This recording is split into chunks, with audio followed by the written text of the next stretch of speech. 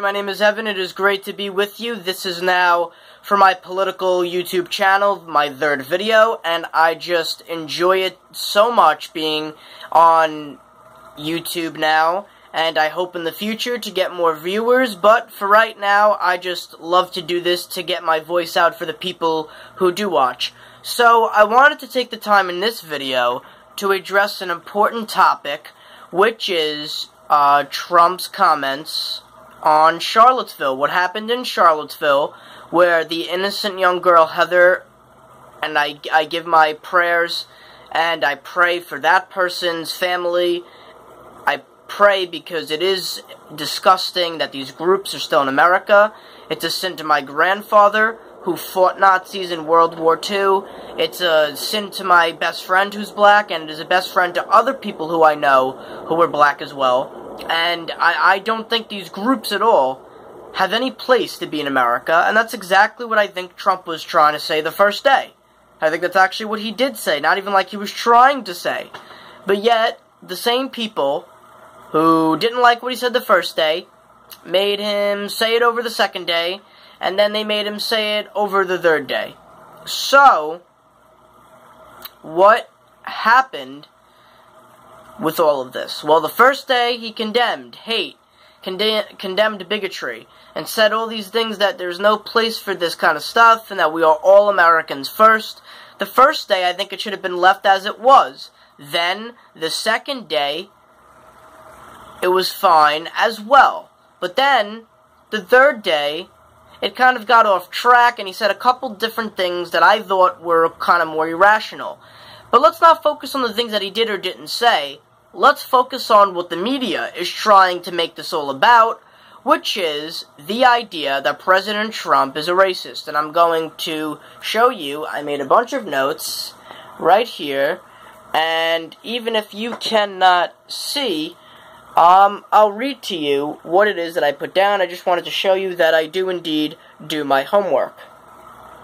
So, the media, their analysis of all this is President Trump is a racist because he didn't condemn enough all these groups, which were the KKK and the neo-Nazis, so that means that he's a sympathizer.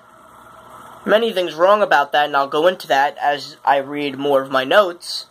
But I said right here, since people who may have voted for Trump are there, but that means that this is the basis of all conservatives and Republicans, which is not correct, debunked, debunked, debunked, and truly wrong.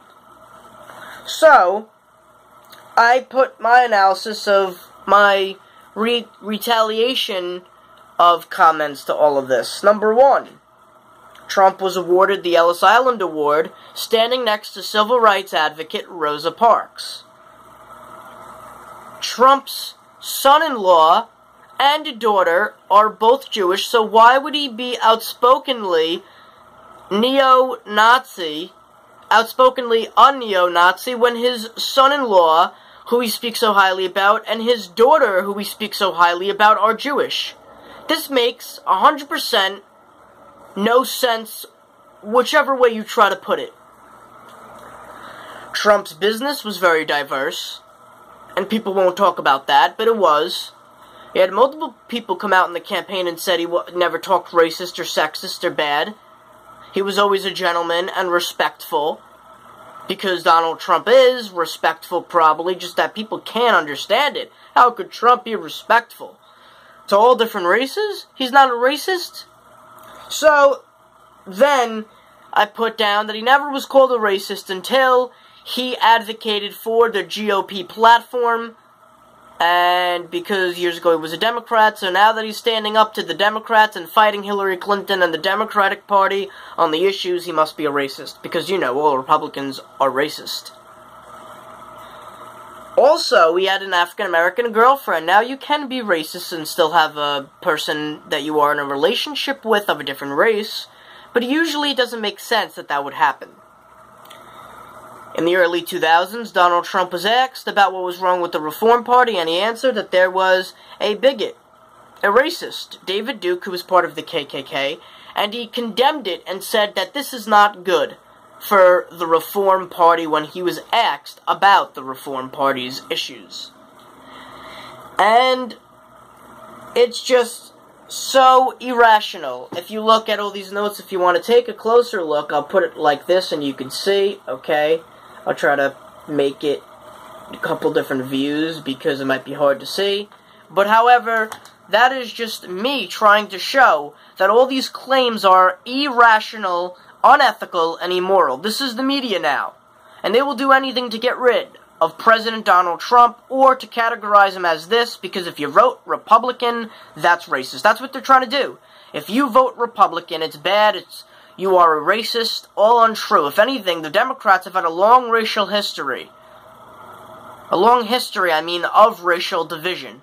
Racial, controversial history where they have had segregation and slavery, Jim Crow laws, all these different things, and all these things that are just wrong. Affirmative action, racist advocates in the Democratic Party, yet they deny it and deny it and deny it. Also important to note, Hillary Clinton, Bill Clinton, but Hillary Clinton, when asked about it, didn't want to really talk about it because, it's too controversial for her.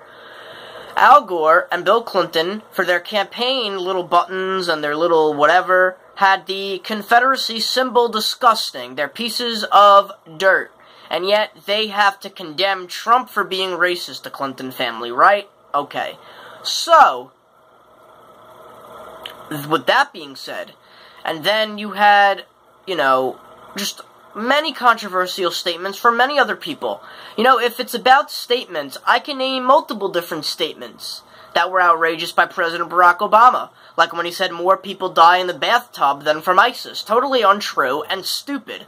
Or when President Barack Obama said, oh, those people in the West who cling to their guns and their Bibles, oh, Mr. President, those who cling to their Bibles. Now, I don't have a gun, but are you saying that it's bad that I cling to my Bible? Is that what you're saying? It's bad that I read the Bible? Ridiculous. President Obama made many outrageous statements, and I'm not going to go on forever.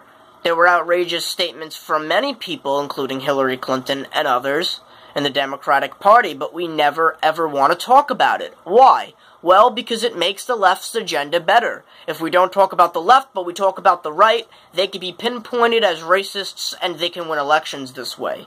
And that could happen, like Lyndon B. Johnson said, for the next 200 years, I'm going to have the you-know-what, the bad word, for African Americans voting for us for the next 200 years. He did indeed say that. And, Lyndon B. Johnson was good for helping push the civil rights, but it just shows there are so many outrageous things that many other people said, yet we are only criticizing President Trump. So, these are just some of my thoughts on this issue. Tell me what you thought. I hope to get more subscribers and more viewers.